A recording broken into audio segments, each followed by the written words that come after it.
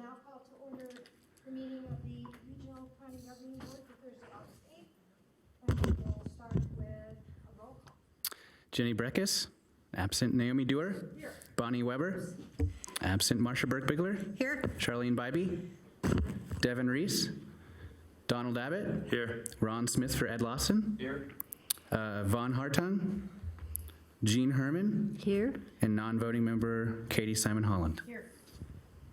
Great. And with that, I don't see it on, oh, yeah, there it is. I'm sorry? Yeah, we do. Oh, do we have a quorum? I think so. We have 6. Oh, 6 of 10? We Yeah. have quorum. Okay. Yeah, Just barely. so we have a quorum. All right. So with that, we have election of officers. So I would open up the nomination for the position of chair. Yes, ma'am. Ms. Bybee? Okay, it's on.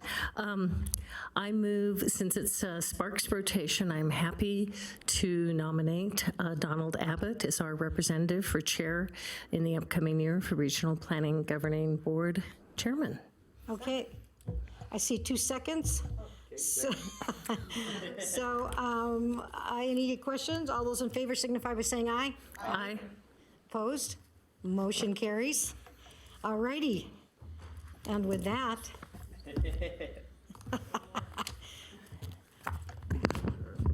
Do we need to switch? No, we're good, right?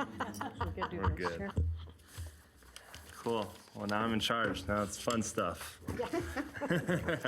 So now I think we have election of vice chair, and that's on City of Reno. So do I have a motion or a nomination of someone for City of Reno?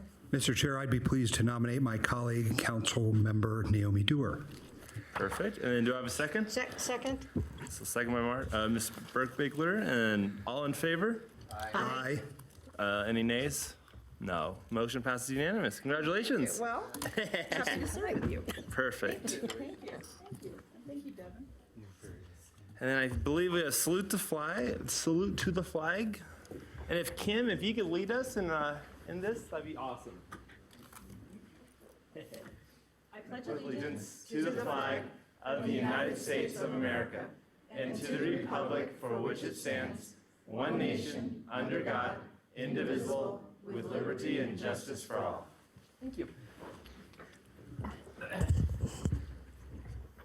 Approval of agenda. Do I have a motion to approve the agenda? Move to approve. Second. Perfect. All in favor? Aye. Any nays? Motion passes unanimous. We good? Yeah, you get to sign those. Okay, that's a lot of work. Approval of the minutes for the April 11th meeting. Any motion to approve? Motion to approve. Second? Perfect. All in favor? Aye. Any nays? Motion passes unanimously. Approval of minutes for April 25th RPGB meeting. So moved. Second. Perfect. All in favor? Aye. Any nays? No, passes unanimously. Approval of the minutes for the May 23rd RPGB meeting. Move to approve. So, any second? Second by Jeannie, Ms. Herman, sorry. All in favor? Aye. Perfect. Any nays? Motion passes unanimously. Public comment. Do we have any cards? Yes, I have one for this item. Kathy Brandhorse.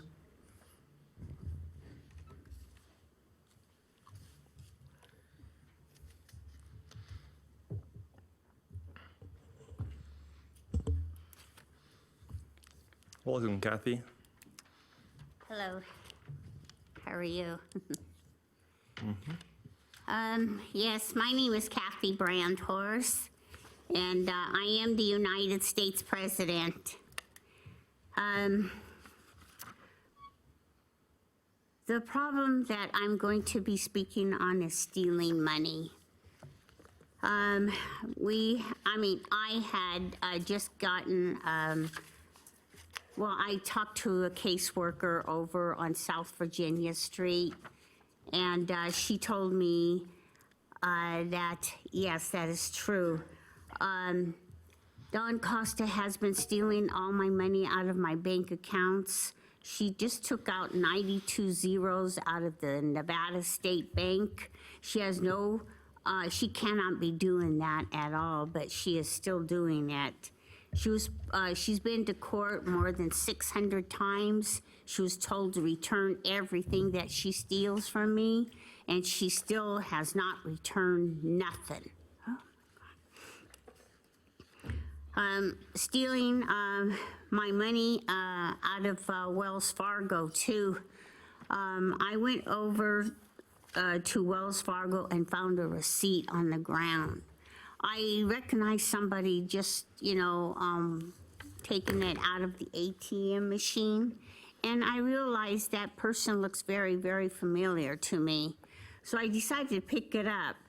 And then they just took a withdrawal of $1,000 off that account, and that's my account. Oh my! And not only that, they had to make sure that they got the money and put it in their pockets. But when they find out that that belongs to somebody else, because after talking to my caseworker over on South Virginia Street, she will find out that that is my bank account and does not belong to nobody else. I am homeless because you people have to steal, murder, steal, murder, steal, murder. That's your reasons why you are here in the United States, isn't it? Mexico is the #1 person that we are now, we have been dealing with for about 9 to 10 years now, and we're still dealing with them coming across the border and into the U.S. This is a very poor country, and they need body parts to stay alive, and they will come here, to steal and murder to take it back to Mexico. They don't have nothing in their country at all, so that's the real good reason to shoot us down and make sure that they can take whatever they want with them back. Thank you, Kathy. So consent agenda, do I have a motion, or does anyone want to move any consent or pull any consent items? I do have public comment for all those items, just FYI. Perfect. Okay. So then, One by one? Yeah, one by one, I guess. So we'll open, 7.1, discussion and possible action to execute an amended interlocal agreement with RPGB and Western Regional Water Commission, WRWC, for transcription support services to the WRWC. I think we have public comment. Yes, Kathy Brandhorst. Can I get a point of order, Mr. Acevedo? I'm not sure I understand. Do we have to take public comment on each of the items on consent or consent as a whole? Mr. Chairman, if I may.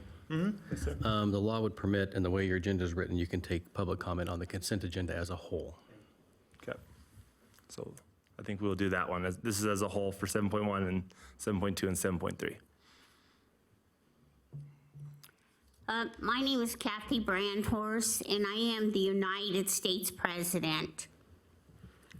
I just wanted to tell you again, I think you're just ignoring all the complaints in this city about stealing water out of the rivers. The water that you are stealing comes from poles and wires that are set up in the city. I turned around, I looked around the city, and I said, oh my God, we have so many poles and wires in this city just stealing water alone. Oh. We are already counting over in amounts of money, because you cannot take those poles and wires down and take them away from the people who do not live in the area. They don't live in that house. That's a good example. But I saw them watering the lawn. Where are they getting the water from? The river. And that river water is gonna go down to nothing. It's gonna be just nothing but dry land. Because you're not gonna stop them from using that water, stealing that water out of the river.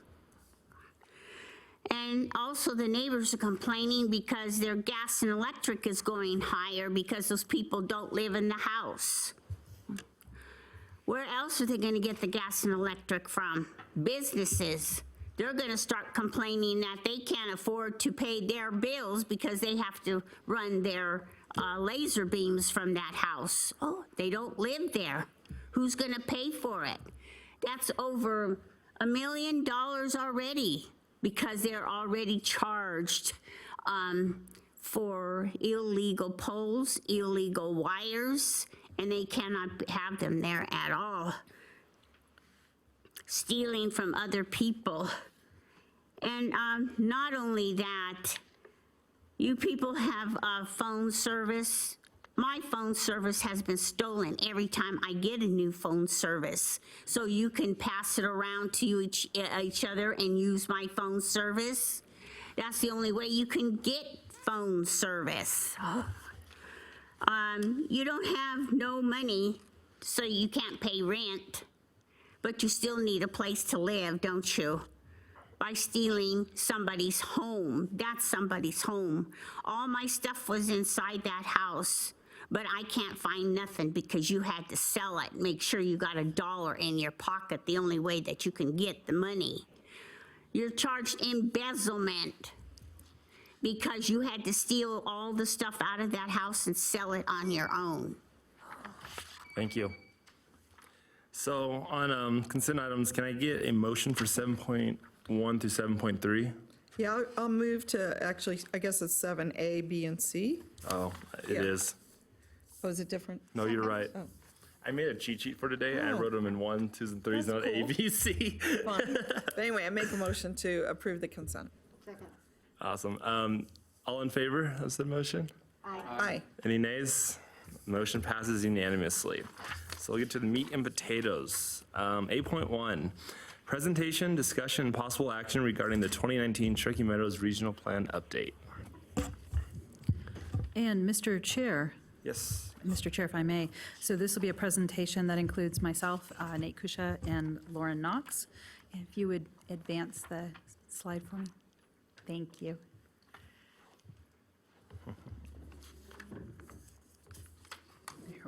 There we go, perfect. So I really wanted to take a moment today and talk about how excited we are to provide you with the draft regional plan today. It's the culmination of, quite frankly, years of work, and by so many entities and individuals. We've been working, as you know, with Reno, Sparks, Washoe County, the Western Regional Water Commission, the school district, RTC, the community, the Regional Planning Commission, just everyone that we could kind of get out there to, the development and planning communities, we've really tried to engage. And so what we're presenting you today is the culmination of that work. And I'm going to take a little bit of the background talk, and then I'm going to turn it over to Nate. So our last discussion at the governing board meeting in June, we were talking about policies, and we went away and worked through the polarizing items as we discussed that we would. We developed version 2 of the policies for the regional plan.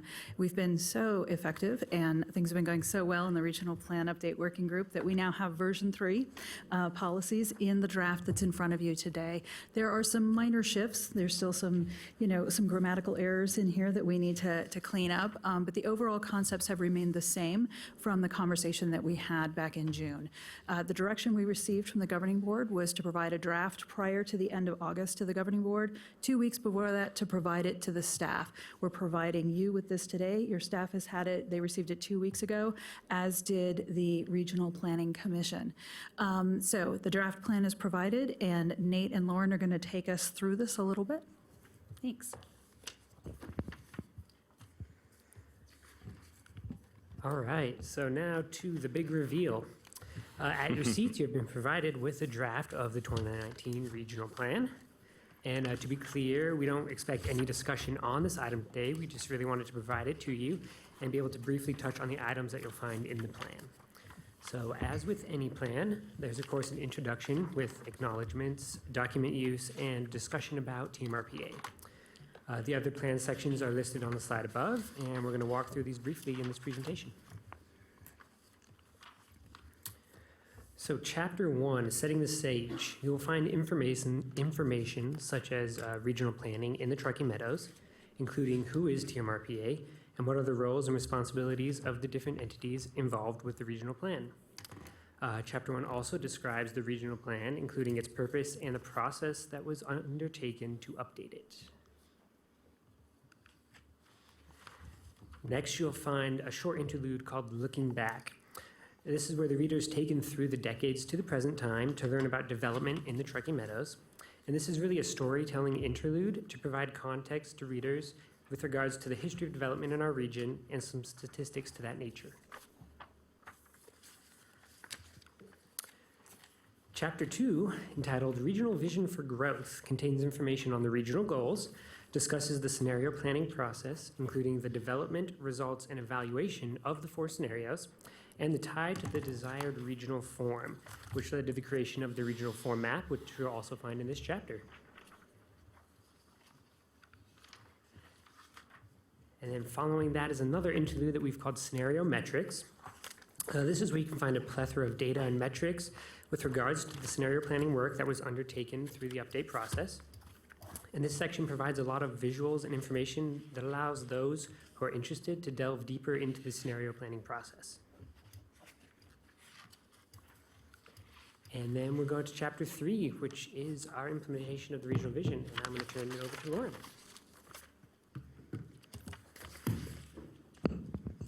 All right, for the record, Lauren Knox with Regional Planning. So chapter 3 of the plan really contains the policies that we've been discussing, and they're organized in the plan by the elements you see above. Each element has an objectives list, has a narrative describing why planning for that topic is important and what the policies following aim to do, and then it has the policies listed out. Kim kind of touched on this, but you may remember that starting back in January this year, TMRPA provided draft version 1 of the policies to the Regional Plan Update Working Group, the Regional Planning Commission, and the Regional Planning Governing Board. Out of version 1, we had a pretty long list of polarizing items.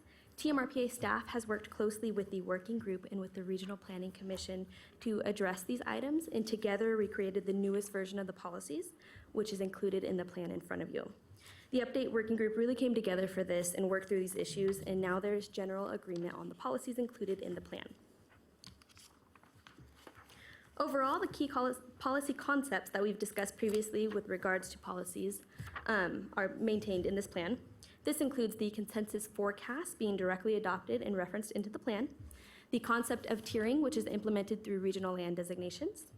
We've refined public facility and service requirements to be more clear about what we're reviewing for conformance and ensure that we're able to understand facility and service provisioning. The creation of the Public Infrastructure Investment Plan to help coordinate public facility and service planning. As you may remember in some of our surveys, respondents were most concerned about our infrastructure. The creation of a regional natural resource plan, which was a key item that our public survey respondents felt was a major contributor to the quality of life in our region. And the creation of a regional annual report, which is going to allow the agency to use, analyze, and track data and be able to use it in more of the work we do, like our conformance reviews. The next section is called Moving Forward, and this is really intended to be the wrap-up to the plan. It really recognizes that though this regional plan focuses on the Truckee Meadows, we are part of a wider region, and it kind of has that call to action and working together as a region.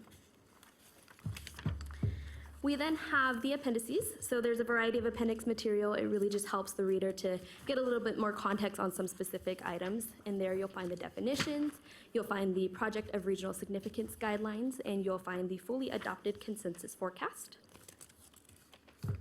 Also, throughout the plan, you're going to see a variety of call-out boxes. So this is really a way for us to include some more kind of contextual information. These are things like quotes that we've received, or some of these engagement materials, so what did our survey respondents say, and other references that provide a little bit more information to the reader. In terms of next steps, we will continue to make minor improvements to the plan as needed and take any feedback that we receive and put into a new, more finalized version of the plan.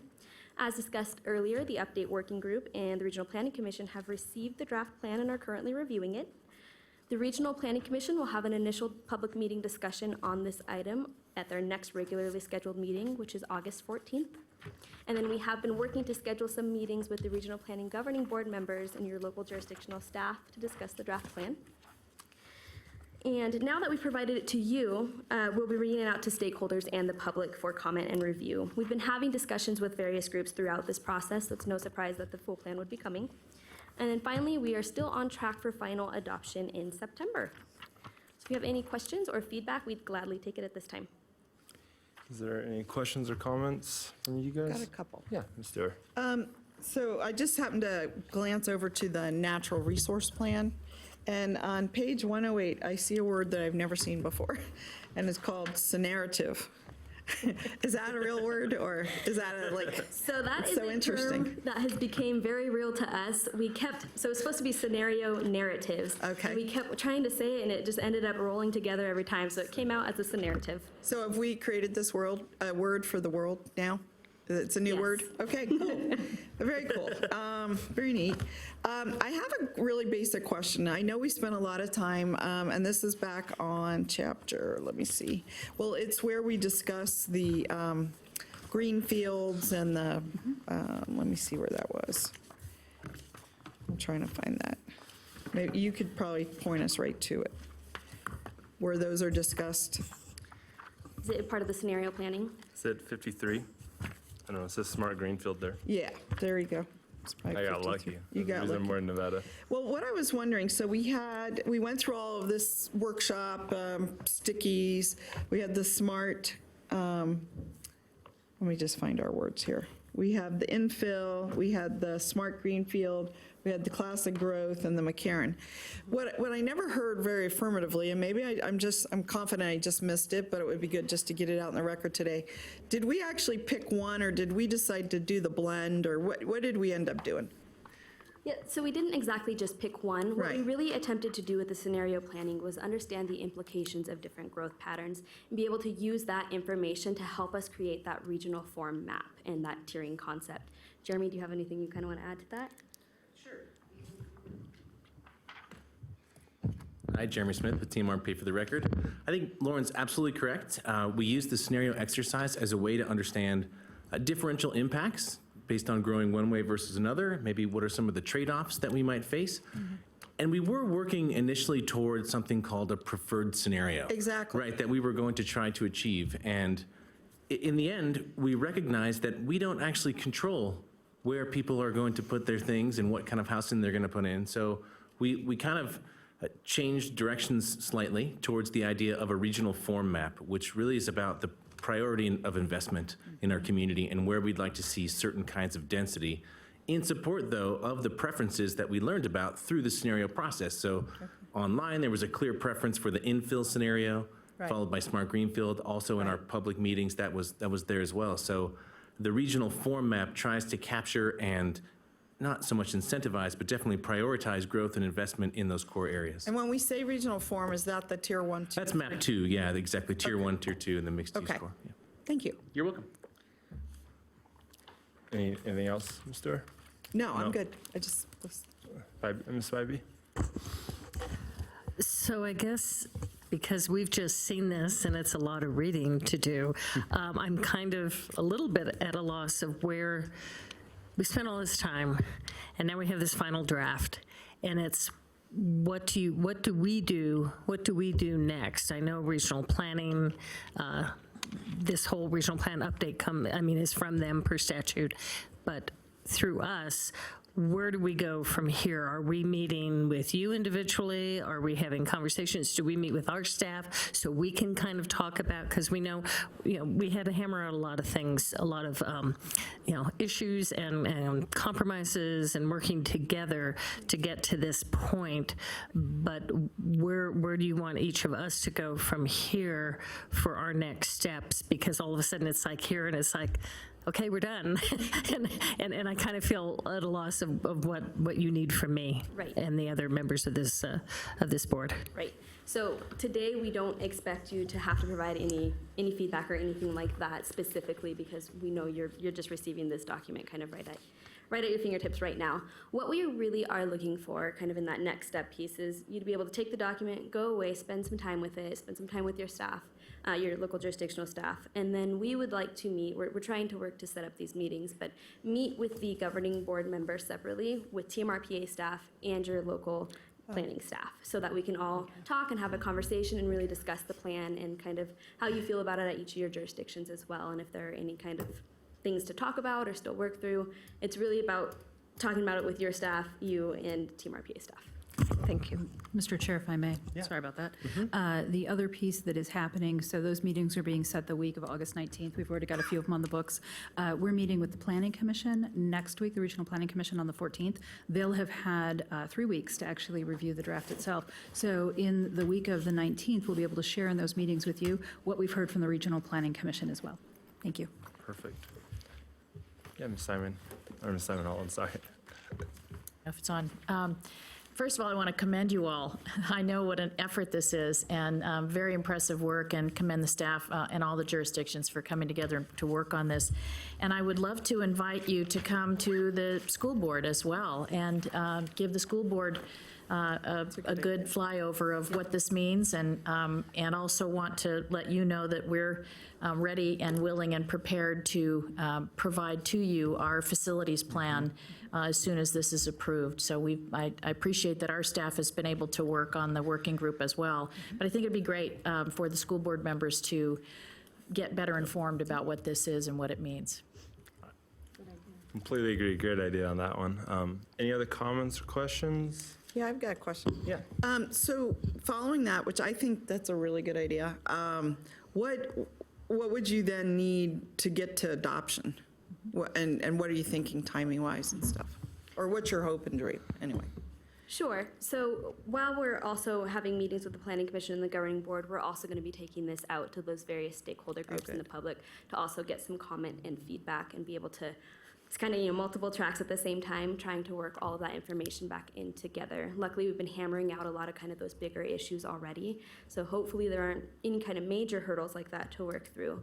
So with that, we are still looking for adoption, ideally in September. We have quite a bit of noticing that happens with the Regional Planning Commission for the adoption that has to happen, so it pushes us out a bit. But we're kind of looking at this point at that last week in September. Great. To begin that process. And then obviously we go to the Governing Board after the Planning Commission. And Mr. Chair, if I may, what's required in state law is a Regional Planning Commission meeting in each of the 3 jurisdictions. So we need to have 3 Planning Commission meetings, and then there will be a Governing Board meeting following that. And we're talking about the following, I think, 3 weeks, 2 or 3 weeks in the conversation we had yesterday. Middle of October? Yep. Oh, middle of October? Yes. I think Okay. it was October 17th. Yep. I think was the date, but yeah. Sorry, Ms. Ivy. This to turn on here. I do have another question, Lauren, on, so we go through this process of us reviewing it, meeting with our staff, meeting with you. Regional Planning Commission is doing the same thing. You're getting public input. Do you envision, or what happens as we go through this, if there are issues or suggestions or changes, will it be, would those be motions to approve with amendments to them? How does that process work? And is obviously Regional Planning Commission has to approve, but where would all those changes happen? And is that a possibility, or are you not? Are you just looking for input still? How would changes or recommendations for any changes be made and implemented? Sure. So there are a variety of points that the Regional Planning Commission will be able to meet and be able to kind of make some of those recommendations on the amendments to the Governing Board. When it does go to the Governing Board, we will definitely let you know of what those discussions were or amendments were, so that you have the final vote on that kind of information. So there are stops for those amendments to be made and be made before they get into that final plan before adoption, and we will make you definitely aware of those changes. Okay, thank you. Any other comments? So I'm going to take one. I think it's awesome how far we've got from where we were a couple months ago to today. It's a great job to all staff, our staff, Reno County, you guys as well. I also, if we can make sure we can get a copy of this to the commissioners that weren't here today, that'd be great. I'm sure that was already going to be done, but, and that's all I have. So nothing else from anyone? Only suggestion might be to also send electronically. Maybe you're planning that. I don't know. That would be good, yeah. So I don't think I need a motion, or no? This is not styled for a motion, Mr. So Chair. I don't need to do public comment? Okay, perfect. Moving on to 8.2 then. Discussion and possible action on executive director resignation and to fill the executive director of regional planning position on an interim or permanent basis, including but not limited to the possible recruitment process, term of appointment, and/or other terms and conditions. Pass it back to you. Yes, thank you, Mr. Chair. So I want to take the opportunity to say thank you so very much. I have been with the Regional Planning Agency for almost 8 years. The amount that I have learned and the amount that I have grown in kind of my knowledge and understanding has been tremendous. So thank you. This has been a very, very rewarding experience. The staff at Team RPA are incredible. If I could bundle them all up and take them to Massachusetts with me, I would.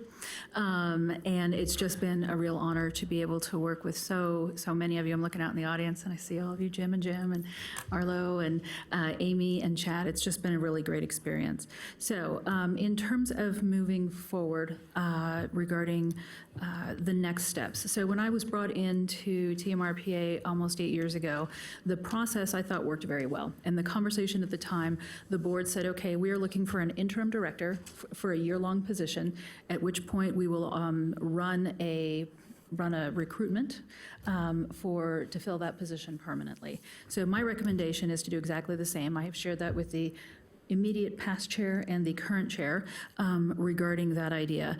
And so a year-long contract on an interim basis, I think it's important to have some consistency as we move forward into implementing the regional plan. And for that reason, my recommendation to fill that position is Jeremy Smith. He's been intimately involved in the development of the policies. He is the scenario guy. I mean, he can read those back and forth to you. And I think he's exactly the right person to take forward the team to the next place. So that's my recommendation to the board today, and I know that our legal counsel also has some other items to share regarding that, but today you are styled to potentially take action on that. In terms of timing, my recommendation to the board is the following. I have some vacation that I would like to take. My recommendation is that my last full official day is August 30th. Jeremy takes over August 31st, September 1st, whatever that weekend looks like. But I'll be on vacation, but I will come in for a few days. What I'd like to do is be able to give some space for Jeremy to get into some things, and then I can come back and be available to answer questions, things like that. So I would be available on that basis as he needs, and always by phone, you know that. So that would be my recommendation, and I will turn it back over to you, Mr. Chair. Perfect. Can we hear what legal has for this, please? Mr. Chairman, if I may, what the director just outlined was pretty much the process that occurred 8 years ago when Rosanna basically resigned and she took over. The board legally can do as you see fit. You can take that process or you can change it. I've always been one to recommend following past practice because it did work well. Previously, what happened was the former director, I guess former directors, two of them now, you're still currently director, but Rosanna was making about $145,000, and the interim director came in to the agency at that time under a separate contract, making approximately $120,000. So it was a lesser salary. The contract itself is different than the director's contract. The director's relationship from an employment standard with the agency is governed by statute. Interim directors are not. It's different. It worked quite well. And from a legal perspective, you can follow the recommendations you're receiving, or you can do whatever you want at this point. So, Question. yes. Yes. So last time, Naomi Dewar, last time, the interim director, was that a staff person? And I guess my question is just, I think that you guys are, maybe you're on a separate staffing plan, not Washoe County employees. So my question just is, often the directors at will, staff are, in civil service or whatever. So could you just explain what you did last time? Was the person already a staff person that served as the interim, or was that a different person? In the immediate last time when Kim came on, she was not a staff person. She came from Washoe County. So that issue you talked about wasn't present. But in the time before that, when Rosanna took over from Dave Ziegler, she was a staff person. Okay. It is my recommendation to the board that if you decide to take Jeremy on as the interim director, that we have to, for both sides' perspective, make it fair that the protections that apply to the staff at the agency apply to him, And if he is not selected as the final director at the end of the 1-year period, that he goes back to where he was at, if there's been a COLA adjustments, whatever, so he's not hurt in any way, because that seems to be fair to me and appropriate for the board. I have a question. Yeah, Ron. Mr. Chair. If you make him an interim director for a year, does it have to be a year, or can it be less? Well, It's- if you can make him for a year and decide, okay, we're gonna make him ours. Yeah, you can make it for whatever period of time you'd like. So that's not set in stone? No, that's not statutory. The one thing that has been discussed, and I think Kim mentioned it, and it's a good discussion for the board, is you are at a very sensitive time right now. The update is going to be approved. Let's hope, let's keep positive about that. And then you go from the approval to the implementation, conformance review, which will be as challenging on a detail standpoint, if not more, than the update process. Because then that rolls down into all the locals and all the detail and all the property owners. And so there's what I would recommend to the board is figure out the best way forward so you have continuity. Because that's going to be very important going forward. For the next 18 months, once the plan is adopted, the staff's going to be very, very busy. And so I'll throw that out just for your consideration. But you are able to do whatever you want. Make that clear. And Mr. Chair, if I may add one more piece. I forgot to mention, the last time this happened for me, the board got together, made a decision that they were interested in having me as interim director, and gave the approval to the chair to negotiate a contract, which we then did with the chair and legal. So just So FYI. you were the interim director? I was. And then you became the final director? Yes, but I went through a recruitment process to make that happen. Okay. And then to Mr. Smith's comment, or Mayor Smith's comment, let's say we said Jeremy for a year, but we go through the recruitment, it's a beautifully smooth process, 8 months in, we're hiring a director. Can we terminate Jeremy if we select him as prior to 1 year? Or how would that work? You could if we embed that into the contract. Whatever contract we write with Mr. Smith needs to have all the provisions that you want to have there. If you want that flexibility to terminate it quicker, you can. If you want to make it a year absolute, that's fine. If you want extensions, we can put whatever provisions you want there. Okay. Mr. Yeah, Mr. Smith. I would think that if you put it may be 1 year, may up to 1 year, Okay. that would cover it. Okay. Right? Oh, Any other comments from the board? I'll make one more comment. I think Jeremy would be a great interim director. I really do. And I just wanted to make sure that he was protected in civil service if he was that person, because I've been through that, with other employees before. And I like this idea of the up to 1 year, and that gives us flexibility, or can be extended. I'd love to see that in there too. I've seen recruitments even at the city of Reno where they think they have the person and then the person doesn't accept and they're back to the drawing board, and it takes another 6 months and, all of that. So I think the flexibility would be really good. I am wondering, Jeremy, lots of people that serve as interims, like they have to think about backfilling their role and who's going to do their role while they're doing this new role. We have this at Reno right now with, we have an interim director of our parks department. And I actually just talked to her yesterday about how is she working it. And what she did, and we don't have enough probably bench depth to do this, but she took her position and she had her second move up to her position. She's a manager versus the director. And so then, and the person behind that person also moved up temporarily. And I think they got salary adjustments. I'm not sure of the details, but it was a kind of a learning experience for them to kind of serve in a new role. But I don't know, Jeremy has a unique set of skills with GIS and all, and I don't really know, maybe that needs to be contracted out. I don't know. So I'm just throwing all of this out on the table. Mr. Chair, if I may. Yeah. Yes, sir. I think for the board's consideration, as you think about going forward with the contract and the recruitment process, the agency is also enduring another challenge. Lauren Knox is not going to be with the agency any longer, and on that side of I call it the office, it's kind of like they're different sides. Whoever the interim director is, he's gonna have a lot of challenges, or she's gonna have a lot of challenges, because to backfill it with your number two is also leaving. And so there are, the agency only has, I believe, 6 full-time employees, so you're losing the director plus one of those, so almost a third of your staff at one shot. So there are a lot of challenges, and that can be worked out once the interim gets in place in conjunction with the board or on their own, however you want to work that with the new interim. I think Justin's a great option. Definitely agree there. So you have a comment, Ms. Bybee? I think Jeremy would be a great option for interim, absolutely.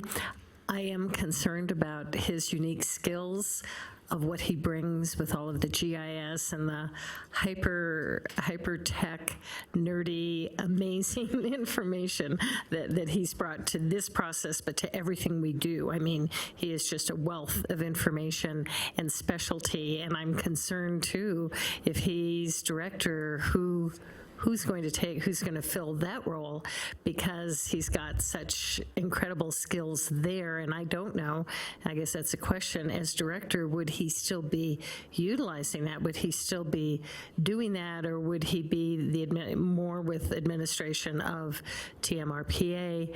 I think in the interim, and maybe he can answer that for me, but I absolutely, as an interim for sure, and for some continuity, because you've been there, but I kind of in my, thinking forward ahead of this, if it's something that you think you want to stay in, and then how do we replace you? Sure. Great question. Jeremy Smith, The Record. I think that however it moves forward, I'm going to have to continue to do some of that work, because there are certain aspects, of the GIS program we have that are basically, I've invented them, and so there'll be a lot of, I think, documenting and trying to pass on. But we also have Damian Kerwin, who has been amazing and does a lot of the grunt work in GIS and beyond. He does Python programming as well.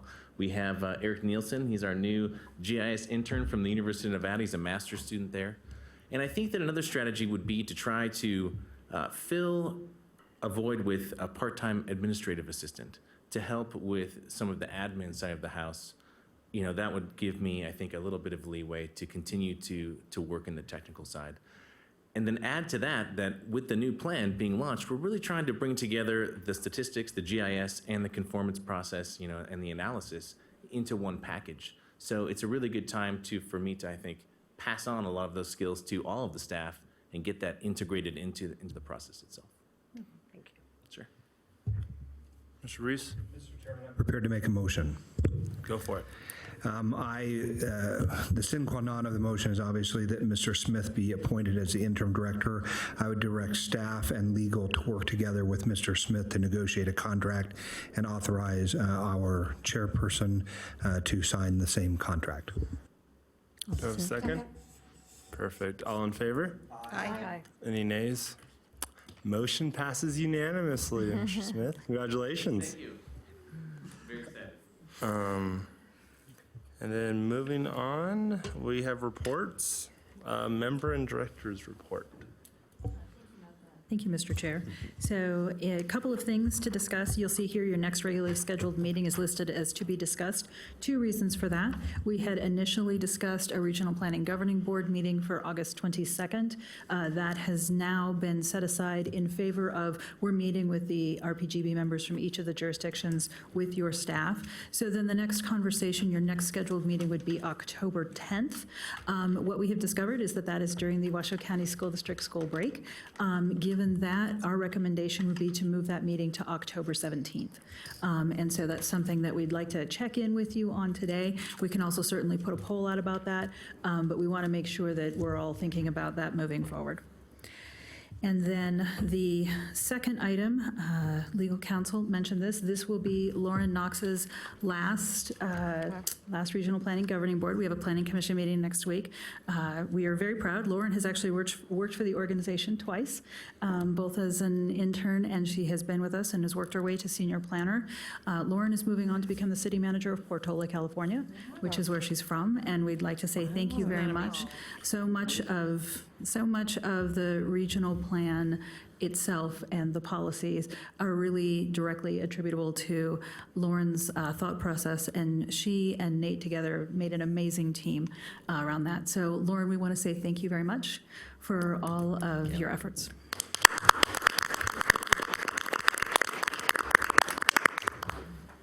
We are going to miss you, and congratulations. It's amazing. Thank you, thank you. Mr. Chair. Yeah, yes, Ms. Bybee. Sorry. I'm having trouble with this mic. I do have a question. If we're not meeting until October, when are we approving the regional plan update? I thought that was before the end of October, so What is our time frame on that? Are those going to be special meetings instead of regularly scheduled meetings for the board? Mr. Chair, if I may.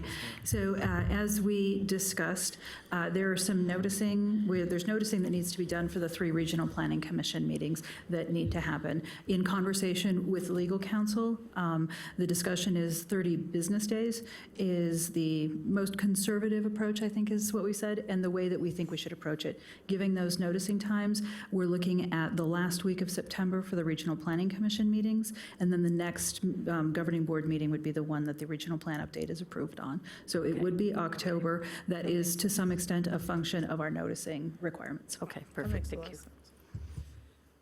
Perfect. Legal counsel report? Mr. Chairman, I have nothing further. The school district. Well, school starts on Monday. Wow. Are you turning them on or are we? No, I will? Okay. Anyway, school starts on Monday. Thank you to any of you who've been able to visit our 3 new schools. I know Mr. Abbott was able to, and others have been able to make it by, and we appreciate the support on the capital Facilities Funding Committee. We have really great energy at the school district right now. I attended the new hire breakfast on Monday and the returning administrators meeting last Friday. And it's just like there's an opening of great joy and a lot of energy. So we're moving forward. Interestingly, so far our enrollment increase is just about 1%. And it's curious to all of us because we look around at all of the construction that's going on. But as yet, the kids are not showing up. Our new schools are alleviating overcrowding that already existed, but we'll wait to see who shows up on Monday because oftentimes we will have a bump in enrollment and we'll keep you all posted on that. We also did $15 million in repairs to older schools this summer, which was very important. That's on top of about $40 million in repairs to older schools we've already completed, so a lot of work going on there. We're opening some new career and technical education programs, one of which is a manufacturing technology program at McQueen High School, which is great, and we'll be excited to share more of that with you. Of course, we have a search process for a new superintendent that's being discussed. We did not take action at our last Board of Trustees meeting. We had 2 trustees missing, but we will at the August 13th meeting next week probably be making a decision on the scope of a search. And of course, our interim superintendent is Dr. Kristen McNeil, who has really hit the ground running. And she will be asking for time on all of your agendas at the local governments to share with you the plan that we are in development on now for how the next year will roll out. So be watching for WCSD 2.0, and we'll look forward to sharing that with you. So that's all I have, Mr. Chairman. Thank you. Thank you. Do we have any requests for future agenda items from anyone? I see none. Public comment, do we have any cards? Yes, I have one. Kathy Brandhorst.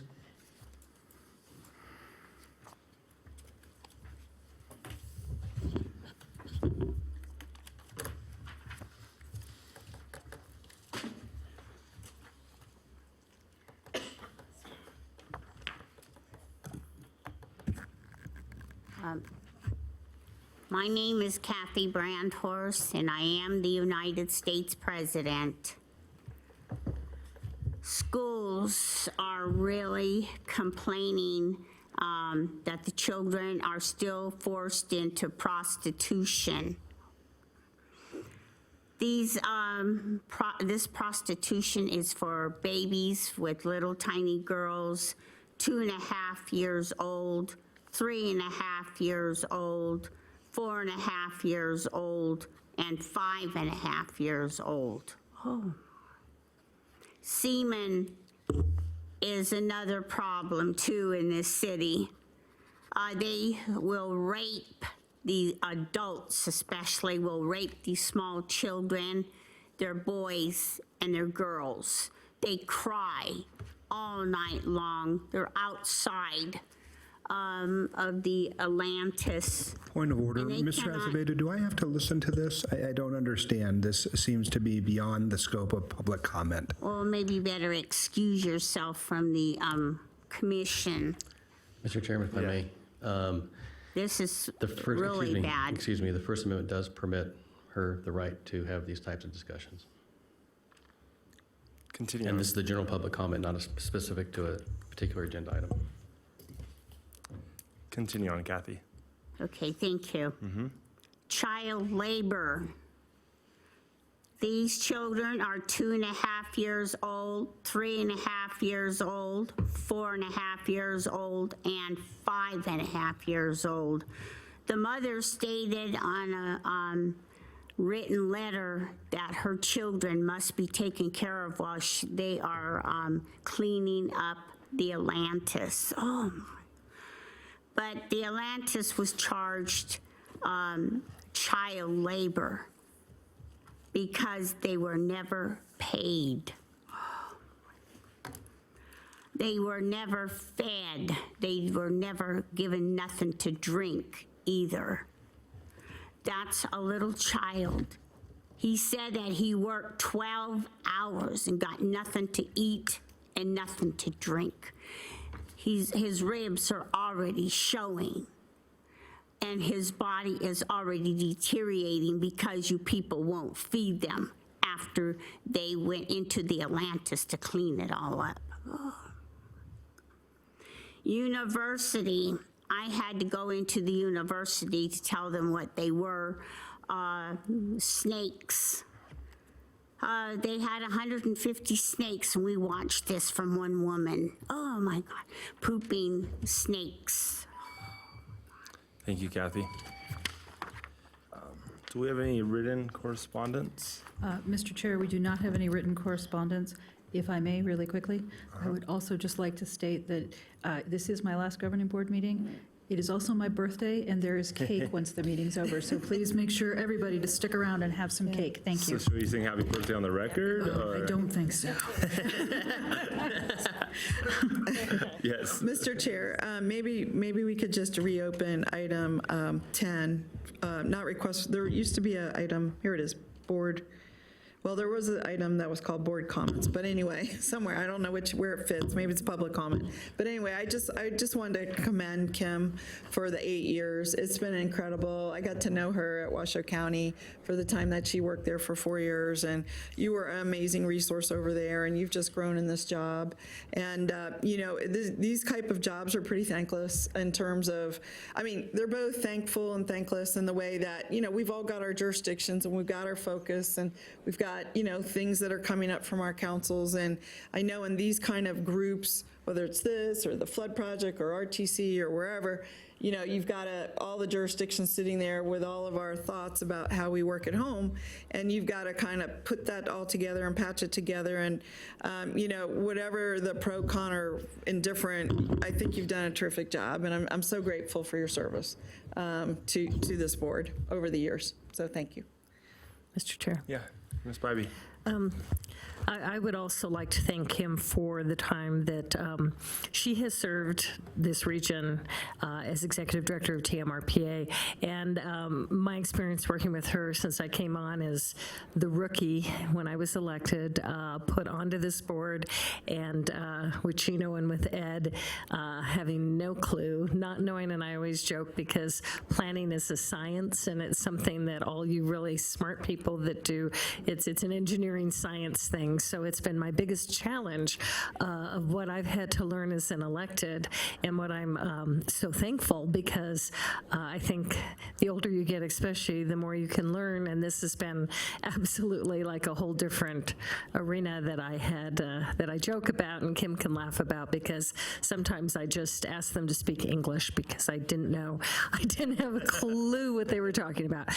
So, you know, just your guidance, your calmness in sometimes some stormy situations that we've been in, and really kind of like herding cats, not your staff, but herding all of us and all of our jurisdictions, and is not always an easy thing. So I want to thank you for bringing what you have brought to the table. I wish you the very best in the future. I know you will be awesome.